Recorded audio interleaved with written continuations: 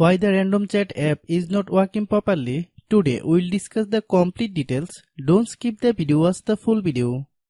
Hello guys and welcome back to my YouTube channel Shaem Tech Video.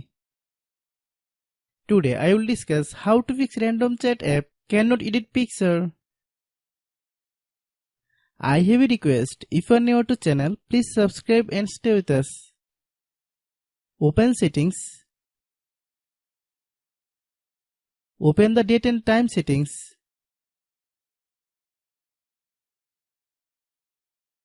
Tap set time automatically to reset time to whatever location you are currently at. Click back. Click about device. Click storage. Then click clean up. Click clean.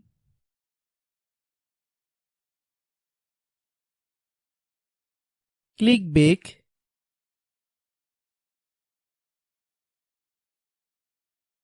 Click apps. Click app management. Find random chat app.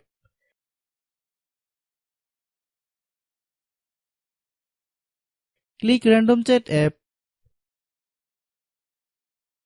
Click storage use. Click clear cache. Then click clear data. If you clear data, you will need to relog into your account. Then click delete. Then open Google Play Store.